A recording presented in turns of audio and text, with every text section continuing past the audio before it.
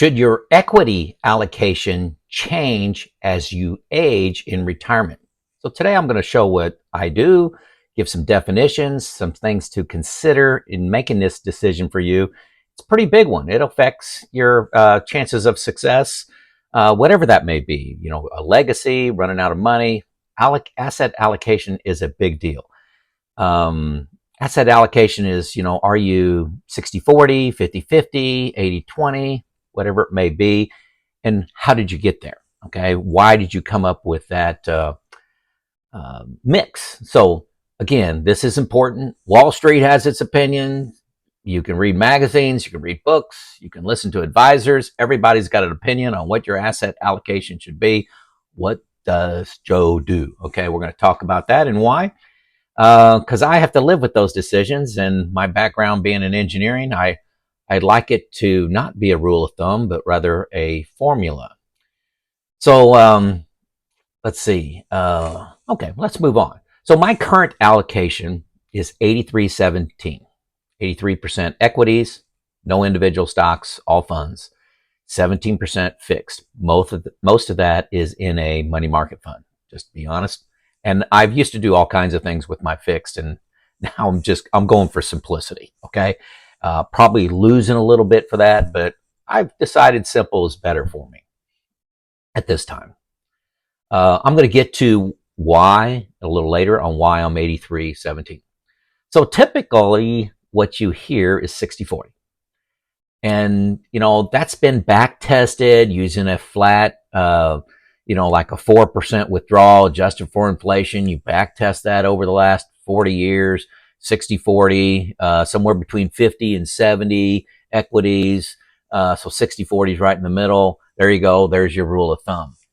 You know, flat spending plus, you know, not having go-go spending at the beginning of my retirement and then some slow go, looking at how people actually spend money, spend more early on and then it tapers off. You know, and this formula, rule of thumb, rule of thumb that fits everyone, that just wasn't doing it for me. I like to know how the engine works, not just when I turn the ignition, the car comes on, how does it actually work? So I'm 61, and let's see. Before I get into that, definitions, sorry.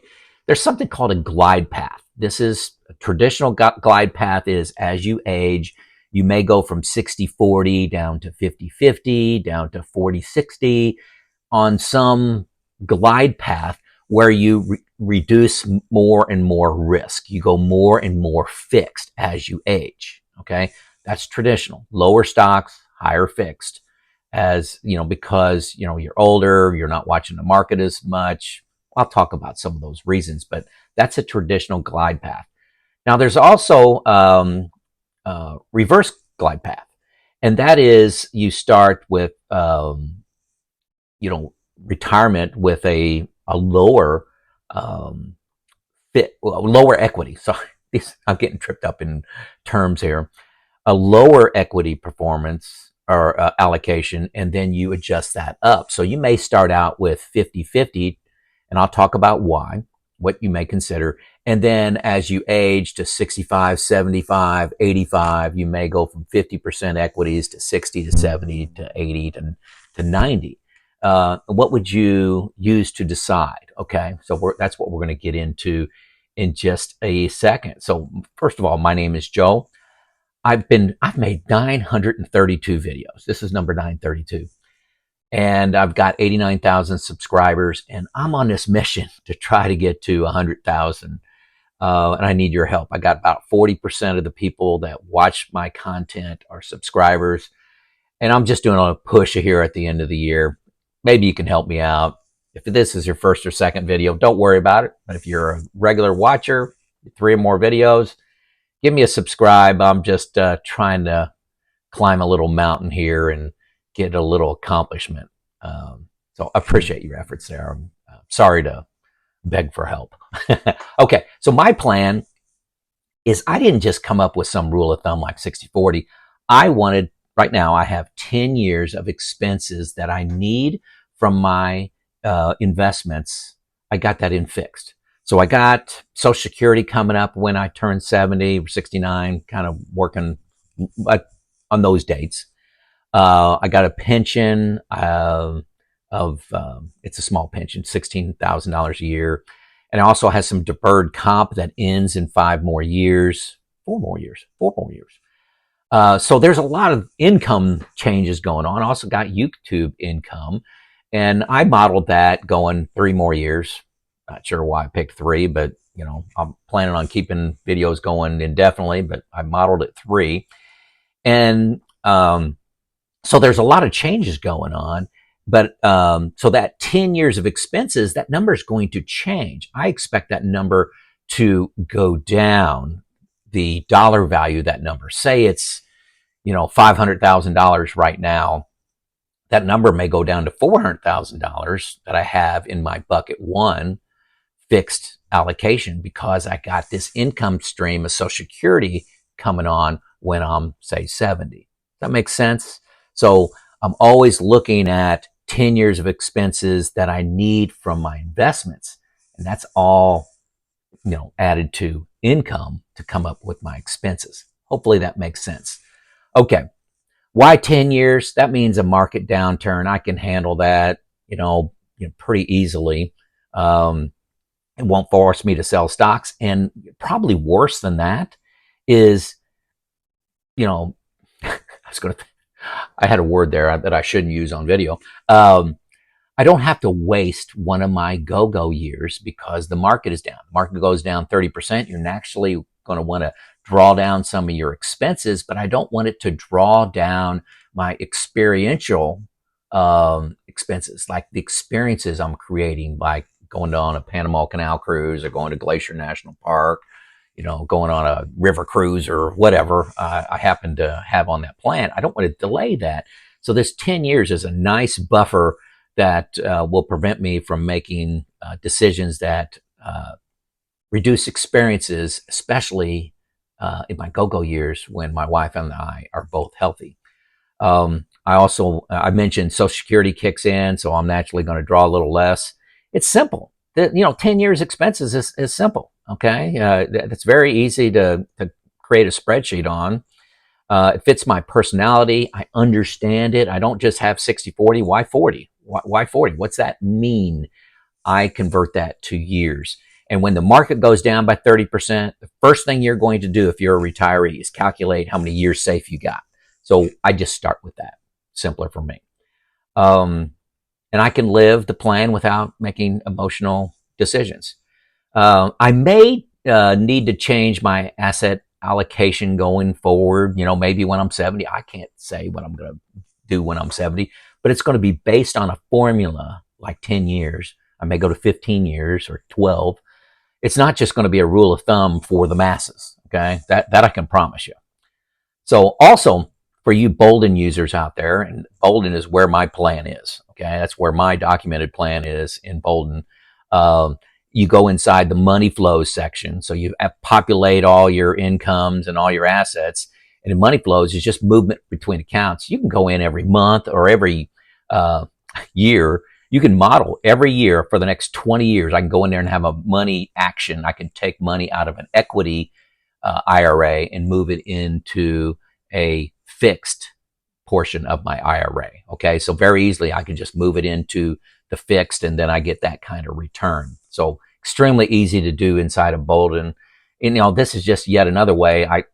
The reason I love a comprehensive software package like Boldin is it reflects life. There's so many free calculators out there that say, hey, what are your expenses? $5,000 a month? Great. Going up for inflation, 3%, flatline, no problem. That's not reality. You can put in one-time expenses. You can move money from an asset to another asset, change your fixed and your equity portion. Super easy to do inside of Boldin. Or you don't have to do this. If you're a novice and just want to start with this, super easy to do, but allows the technical folks, the people that are the DIYers, to model real life. Okay, expect to be amazed. Okay, with Boldin, you get a free 2 weeks with my link below. Check that out. I have several demo videos on Boldin on when to take Social Security, things like that. I do like my Boldin. So, hey, what are things to consider when you're looking at glide paths? So, hey, why might you follow the traditional glide path? That means lower your equities as you age. It removes drama, number one, in later life. Market swings don't mean anything if you got 80% fixed, okay? When you're 80 years old, 85 years old. Surprise expenses that come up, new roof, new car. You just sell something fixed. You don't worry about if the market's up or down. You've got it, no problem. Cognitive decline. It's simpler. You don't pay attention to the stock market. You just got things in, earning 4% in a fixed or in a tips ladder. There's nothing to think about. And number 4, I got, the spouse that may not be as involved like mine in money management, or a power of attorney. If you got some cognitive decline and you got a power of attorney that's working a normal job, maybe a son or daughter, aunt or uncle, nephew, whatever, it makes their life simpler. Those are good reasons. But why I think the reverse glide path may be a little better, okay, is number 1, it's been built around spending needs rather than an age. What are my expenses? Okay, makes logical sense to me. 2, it's simple, rules based. I'm keeping 10 years. Okay, it's pretty simple. Number 3, the sequence of return risk is really inside the 10 years. But if you're like me, and I've been lucky, this is 100% luck. I'm getting about 12%, compounded annual growth rate since I've retired almost 7 years ago. At the end of this year, be 7 years. So you're never 100% past sequence of return risk, but it's okay to take more risks and get a better return if you're holding money in there for a longer period of time, like 10 years, right? Historically, if you model this, in academic studies, they said portfolios last longer and grow if you do this reverse glide path. Okay, makes sense. You take more risk, get more return, as long as you're not wrapped up in the drama of the day, the week, the month, and even the year. If you're taking 10-year snapshots, it's a pretty good bet. And for me, there's just psychological comfort in having my assets go up, and I think they'll have a higher probability going up in equities versus fixed. Right now, fixed isn't paying too bad. I mean, 3.75, you may be able to get 4. But there were years in, 2010 to 2021, 22, fixed was paying like 1, wasn't even keeping up with inflation. And number 6, keeping up with legacy goals. So legacy goals, I think that's important. So I guess, I'm not technically just following the reverse glide path and just upping 5% every, 5 years of how much equities I've got. I'm really maintaining that 10%, but I do see my equities growing as I age, just because my expenses will come down, my fixed income from Social Security will go up, so that dollar value will get smaller and smaller and smaller.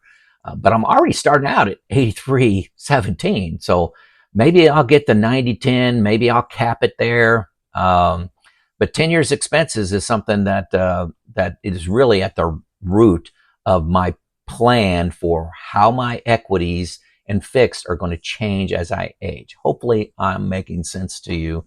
You got to know yourself. Okay, wrapping up here. If your plan keeps you sleeping well and spending in your go-go years, and you could stick to it when the market moves all over the place, I think a higher, equity risk is perfectly fine. I'm not a big bond fan. 2022 is another slap in the face in bonds. And then the previous 10 years, like I said, you're getting about 1. I'm just not a bond fan. I believe in equities in the long term. Okay. I'm not chasing a perfect model. I'm not chasing a rule of thumb. I'm using logic that fits my brain. 10 years safe makes sense to me. Not telling you to do that. I'm just telling you how I think. And that's the model I can live with. Make sense? It's Joe out.